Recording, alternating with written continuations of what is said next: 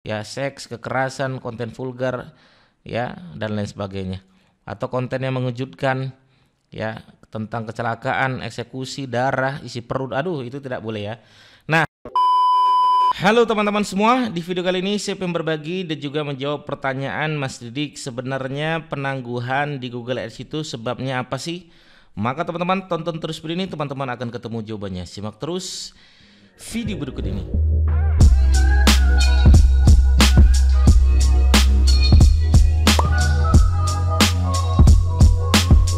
Oke, baik teman-teman sekalian ya, ini banyak sekali pertanyaan-pertanyaan masuk Mas Didik. Saya tuh baru aja bikin akun Google Ads ya, nggak saya apa-apain. Saya baru aja mau buat postingan untuk iklan di Google Ads, tiba-tiba ditangguhkan sama pihak Google Ads. Ya, ada juga yang bertanya Mas Didik, saya nggak tahu alasannya kenapa tiba-tiba ditangguhkan oleh pihak Google Ads. Nah, sebenarnya apa sih ya faktor ya dan penyebab penangguhan yang ada di akun Google Ads kita? Kenapa itu bisa terjadi teman-teman sekalian?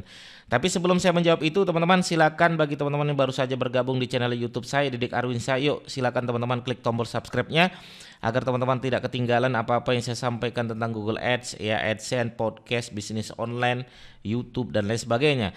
Silakan teman-teman, yuk bantu saya untuk ya terus semangat memberikan edukasi-edukasi bermanfaat tentang SEO dan Google Ads ya. Baik, kita akan bedah teman-teman sekalian. Ini banyak sekali pertanyaan-pertanyaan ya. Saya langsung aja di Google Support ya teman-teman sekalian ya. Google Support ya. Sebenarnya faktornya apa saja? Teman-teman bisa pelajari ya penangguhan akun karena kebijakan dari Google Ads. Kan rata-rata ketika kita ditangguhkan sama pihak Google Ads itu ya, maka yang pertama adalah ya itu karena kebijakan ya, kebijakan dari pihak Google Ads tersebut ya. Nah, apa saja itu Mas Didik ya, pelanggaran-pelanggaran seperti apa? Baik, kita akan bedah yang pertama teman-teman ya, kita akan bedah yang pertama.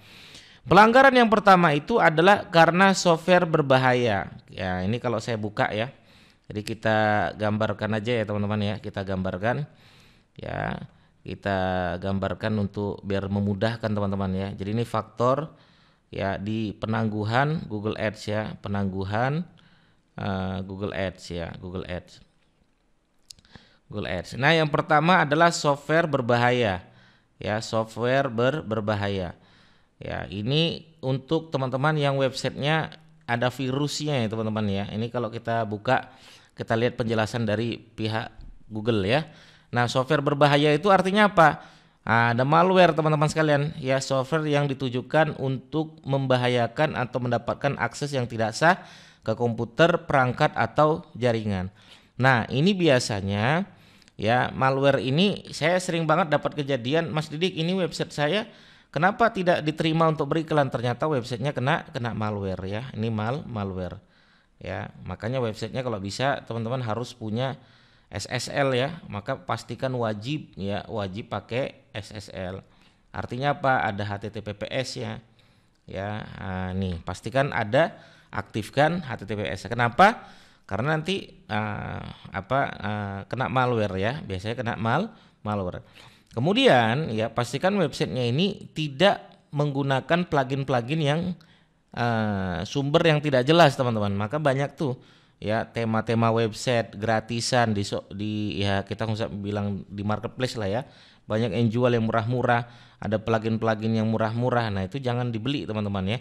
Beli aja langsung di websitenya langsung ya, di websitenya langsung. Baik ya, jadi ini yang pertama ya, yang pertama adalah karena malware ya. Nah, ini ya virus komputer ya, pengalian paksa, iklan HTML5 ya. Nah, ini adalah faktor ya penangguhan akun Google Ads atau situs yang disusupi ya, situs yang memasukkan skrip atau kode ya tanpa izin. Nah, ini nih ya. Ini tidak lengkap nih teman-teman sekalian ya. Nah, oke.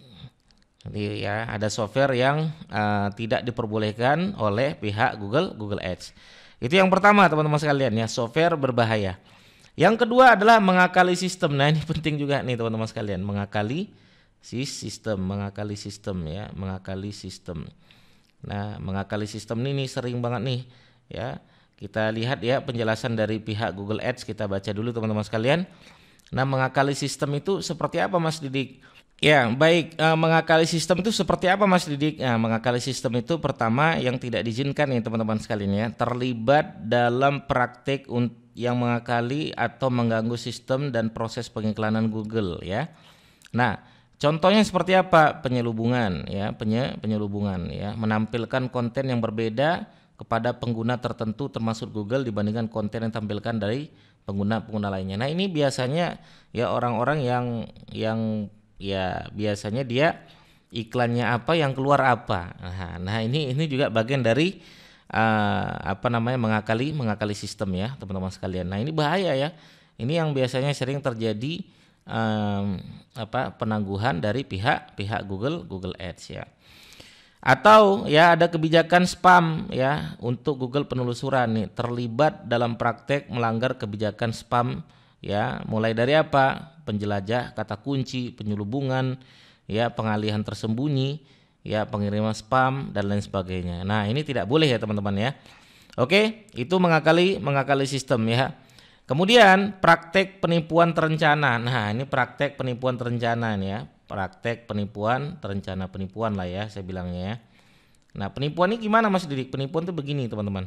Contoh nih, ini banyak sekali orang-orang yang mengatasnamakan sebuah brand tersebut ya, padahal bukan yang punya brand ya. Ini kita coba baca lagi ya dari pernyataan yang tidak benar, praktik bisnis yang tidak dapat diterima.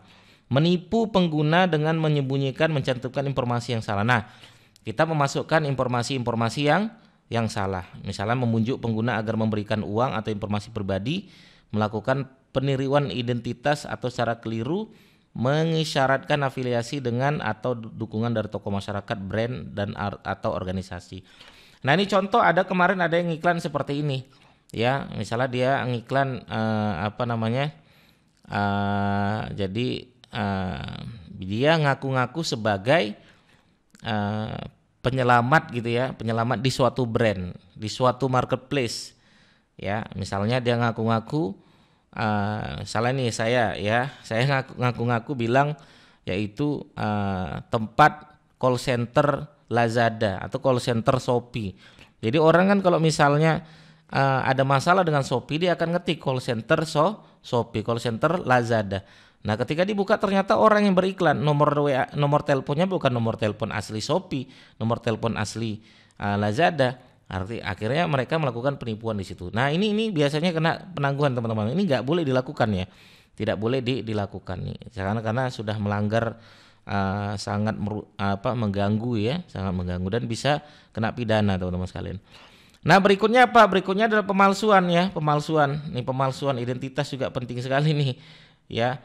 Nah, maka teman-teman kalau misalnya nama ini sering juga ada orang yang dia melakukan pemalsuan ya, pemalsuan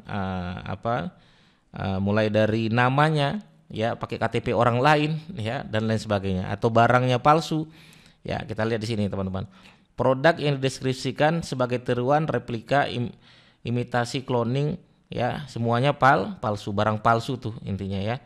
Maka barangnya tidak sama ya, tidak asli ya. Maka orang biasanya dia menembak kata kunci yang seakan-akan itu adalah brand asli, ternyata itu adalah penipu ya. Nah, itu tidak boleh teman-teman sekalian. Berikutnya apa Mas Didi? Promosi apotek tidak berizin. Nah, ini maksudnya apa nih? Kesehatan dan obat-obatan ya. Misalnya produsen obat ya, resep obat ya, tapi tidak ada izin, tidak bisa teman-teman. Maka nanti dia minta izin atau resep dari dokter dan lain sebagainya. Ini tidak bisa teman-teman ya. Apotek yang tidak berizin ya, kita bilangnya ya. Ya, kita bilang di sini apotek tidak berizin ya. Kita tulis ini apotek tidak berizin, apotek tidak berizin, ATB aja ya. Oke, berikutnya teman-teman sekalian kita lihat lagi ya. Ini penting sekali ya. Kemudian praktek bisnis yang tidak dapat diterima. Ya, sama dengan penipuan tadi ya. Nah, apa saja ini ya? Ya, penipuan ya. Praktek bisnis ya, menipu pengguna ya, phishing dan lain sebagainya ya. Nah, itu sama ya, sama. Kemudian apalagi pelanggaran sanksi perdagangan.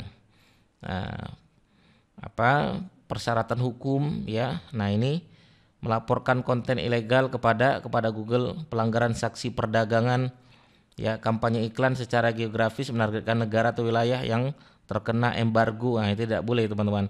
Kampanye iklan dijalankan atas nama bisnis yang berada di negara atau wilayah yang terkena embargo, ya, di negara atau wilayah terkena embargo. Ya, jadi ini tidak boleh, ya. Negara mana saja itu? Nah, ini teman-teman nanti bisa lihat, ya. Ya, di Crimea, Kuba, ya, DNR, Republik Rakyat Luhansk, ya, Iran, Korea Utara, ya, Suriah dan lain sebagainya. Tidak bisa kita beriklan di sana, ya. Oke. Nah, kemudian satu lagi teman-teman sekalian, yaitu konten seksual vulgar. Ya, konten seksual vulgar, ya. Makanya kalau vulgar tuh biasanya kalau ada tahan lama tuh entah kenapa sering di blok sama pihak akun Google Ads, atau ada kalimat hot, ya. Pernah kita ngiklan itu keripik pedasnya kita buat keripik hot. Nah, itu kena konten vulgar, teman-teman sekalian. Nah, nanti teman-teman bisa lihat lagi di sini. Konten vulgar seperti ini apa saja yang tidak diperbolehkan, ya, konten yang tidak pantas, ya. Nah, biasanya kalimat-kalimatnya itu, ya, kalimat kata kuncinya itu masuk di kata kunci vulgar, ya. Oke, nah seperti itu, atau melecehkan juga bisa, ya.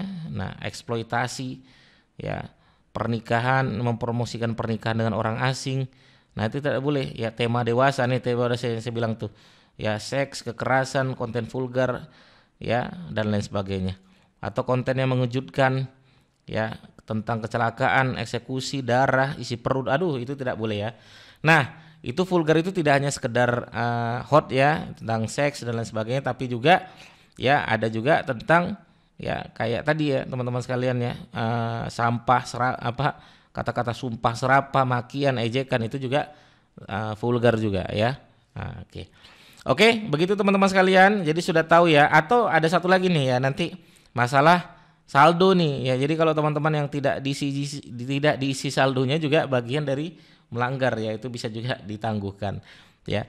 Tapi apakah bisa ini diajukan banding? Bisa, teman-teman bisa ajukan banding. Nanti kita bahas di proses peninjauan, ya, persetujuan dan penangguhan, ya.